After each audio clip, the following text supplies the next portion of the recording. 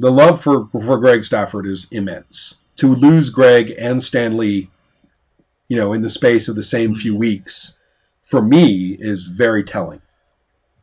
And in both cases, I find myself saying, okay, many of us loved the work, and many of us knew the person and thought very, very highly of the person, depending on your views of Stan Lee and so forth. But, a lot of people are talking about this. But taking up the reins, poorly perhaps, as best one can, seems like the best legacy to me.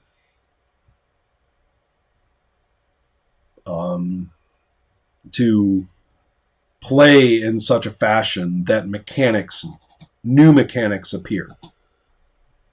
To ground yourself in the literature so that your enjoyment of play is completely informed by your love of the literature.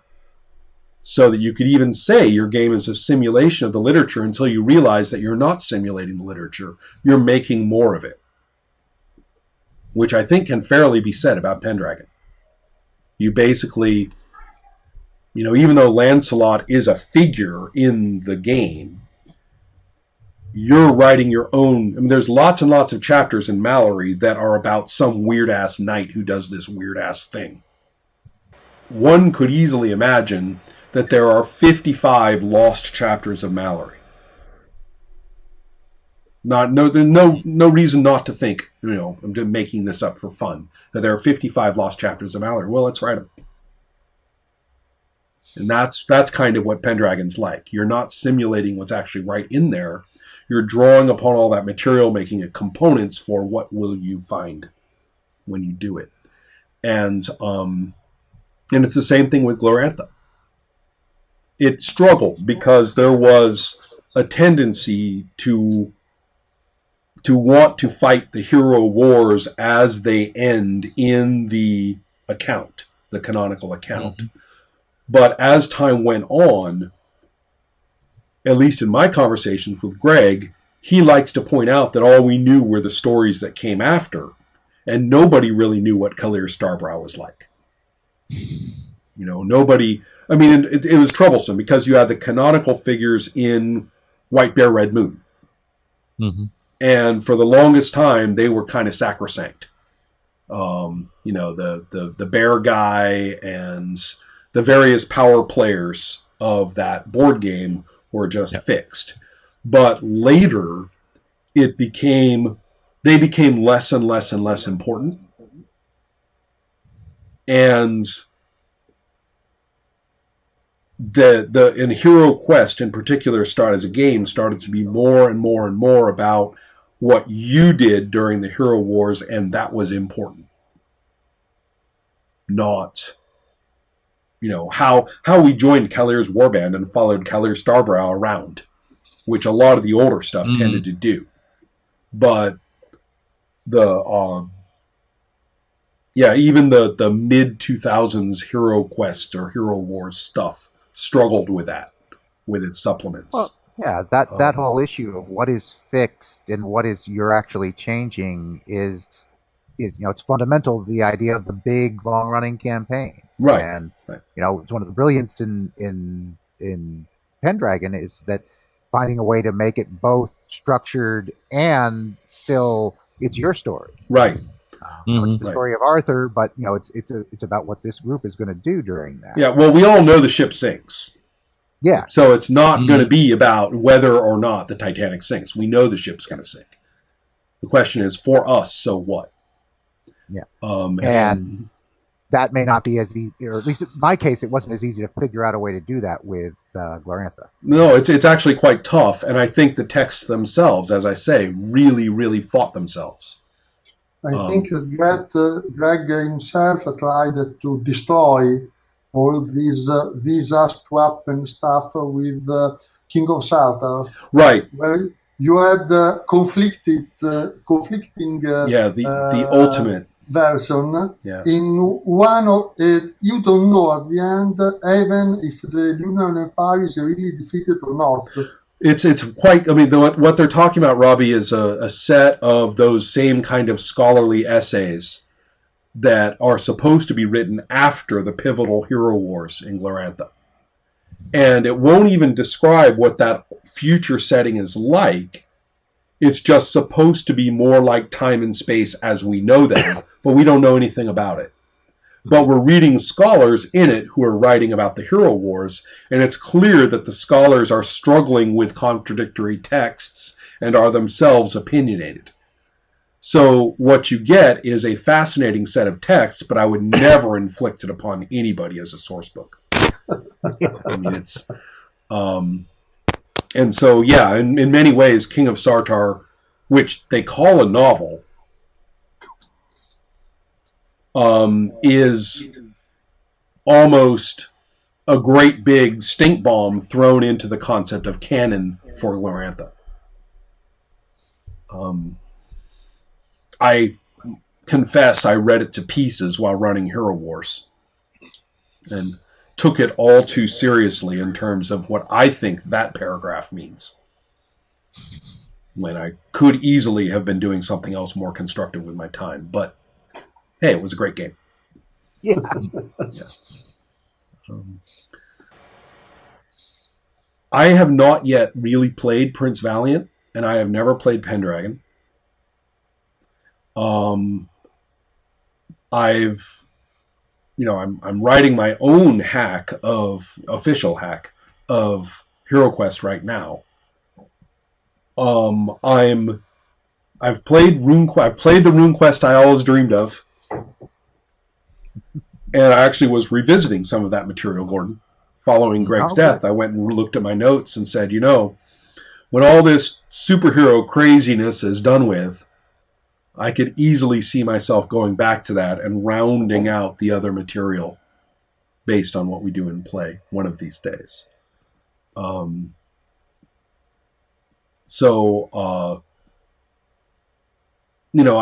think that I'm going to be in kind of it's going to be a long-term process. For me, these resolutions take years. But I do want to say, all right, I've always said that one of these days I'll play Prince Valiant. Well, one of these days needs to come around pretty soon. Yeah. The one that I'm thinking about is rather than Pendragon itself, because I went through in the 80s and the 90s, I read everything Arthur, and I burnt myself out. I can believe that. Yeah. Actually, with some sympathy, a great deal of it is Blither. Other than that, just about anything that was Arthur related that came out in the 80s and 90s. Wait, what was the exception you said? Mists of Avalon. Oh, right. Good old. Yes. I read that one. Yeah. Yeah. But they have a Charlemagne version of Pendragon. Really? The company that did the latest release of Pendragon did a version of it for Charlemagne, and that maybe I could get myself around, and probably is close enough to count as continuing the Greg Stafford legacy in the way that this hobby seems to do it. Is the first of all, I should follow the ownership. Who has Pendragon? There was Green Ronin for a long time, right? The publication that just came out was, they did a Kickstarter, and it's also associated with Prince Valiant. Prince Valiant was Nocturnal Media. Okay, right. It's from, and I think they're also the people who did the Charlemagne version. Okay, we're using more or less the modified BRP that is Pendragon. Yeah. Okay. More or less, they tweak Passions and Virtues a little bit somehow. I actually haven't physically obtained it yet, so I don't know the details. But I've been keeping track of it. By early 2019, I think I'm just going to have to pull on that bell rope and be a player. Yeah. We'll see, because that's. The idea of succeeding at the big brand campaign. I've had some play that's kind of come close, and we've done good jobs. Califlanta, few other D&D-ish things. But, I've always thought that the one that you could really pull off would be Pendragon, and this variation on it might work for me. I don't know. I'll have to look into it some more. So Robbie, I assume that, at least Pendragon would be your go-to at the moment because that's what you've been delving into. Well, and I was, a little story. I'm a high school teacher, and I've been reading through Pendragon, and I was there during lunch, and some of the students who I have games being played during lunch in my room, and some students were wondering what I was so engrossed in, and I was telling them a little bit about Pendragon. And my initial hunch with these high school students was, it is such a complicated game, and it really goes deep, and you have to be committed to it. Would you be interested? And to my surprise, some of my students they were wanting to know about it. And, the more I was revealing what kind of complexity it had, they were excited about it. So I don't know. I'll have to see whether they would be, in for the long-term commitment of it. Well, it does reward, per adventure. I think it's one of those games that does reward per adventure satisfaction quite nicely. You could end up doing no more than Sir Gawain and the Green Knight equivalent of narrative and call it a day, and you would not have wasted your time. You aren't going to say, "Oh, we blew it. We never finished the campaign." You could say, "Well, hey, we got one hell of a cool romantic poem, chivalric poem out of this, and we did good." I'm thinking of what an education it would be for the students. I mean, having high school students, the kind of education that they would get into kind of Arthuriana and that material would be fantastic. Yeah. Well, I agree, and you could always say it's a valid academic citation, right? You got that going for you. But Herman, where would you go if you were to celebrate the Stafford legacy a little bit literally in role playing these days? Probably pick up some Pendragon, I guess, because that's the mythic one which resonates with me the most. Mm-hmm. I love Glorantha, but more reading about it than actually playing it, I guess. And I'm a bit of an Arthuriana fan, and I've managed to not read myself to death apparently, but right, or had enough breaks in between to. So probably find some Pendragon to enjoy with some friends who might feel the same. I was just thinking of some of the literature in question. I mean, you mentioned Bradley, but for my money, in the 80s, there was Phyllis Ann Carr did a short book that took one chapter of Mallory and novelized it, and did a really great interpretation, a couple of subversive interpretations, but nothing gross. I mean, nothing large scale. And actually it was clear that she loved the text. And she saw in this chapter, hey, that's a novel. If you look into Sir Kay's head, you could tell a really good novel. And I've always liked it. The Idylls of the Queen is what it's called. And it actually is my favorite, partly because it is so limited. It's not trying to it doesn't start with the damn, Uther situation and go all the way through and have to characterize Lancelot all over again for the umpteenth time, per novel. But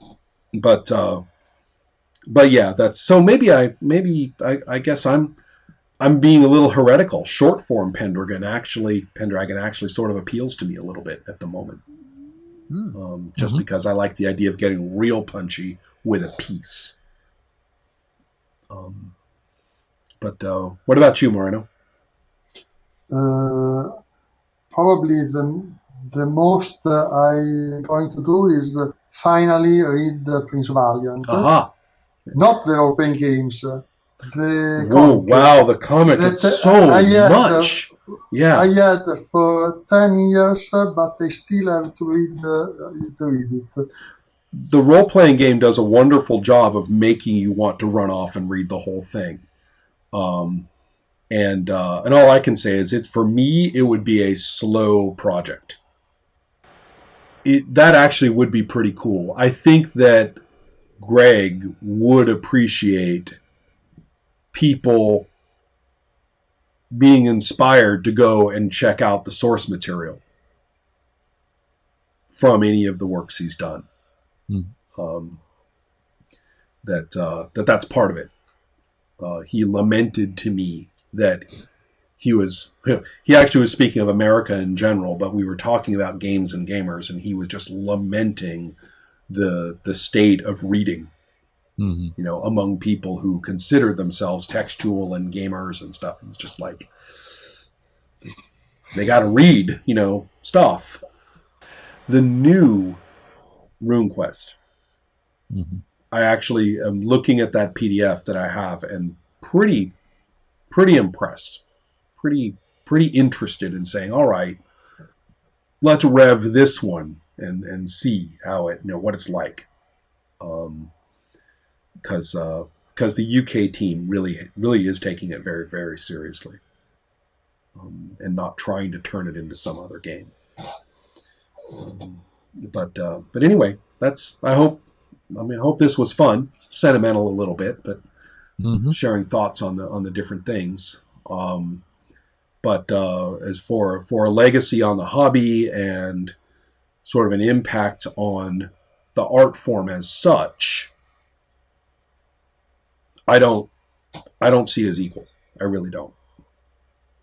I can name a lot of people in role-playing who I respect and who've done great work, but I think that in the fullness of time, when people look back and say, when there's a coffee table book that says the first 50 years of role-playing, and it's a retrospective, right? That's I think I know whose name is going to stand out as the primary contributor. We haven't talked about Ghostbusters. Oh, the game Ghostbusters? Yes. Tell me. I know I didn't read it, but this was not the one co-written by Greg that led to the Star Wars and D6 system. I actually don't know about that. I mean, I know there was a Ghostbusters role-playing game, but you're saying, was it West End Games? I don't know exactly all the bits of this, but I know Greg co-wrote the first edition of Ghostbusters. Oh, really? It was from West End Games. Right. So wow. All right. Stuff to look up for sure. And you say the first version, there was a later version that was written by others, or I think there was a second one. I'm not sure about that. I remember the game being in stores, but I don't recall that much else about it. So, thinking of the sort of whimsical nature of it all, I'd be quite curious to see what was in that first edition. For sure. All right. Good night, everybody. Good night. Yeah. Thanks for joining me.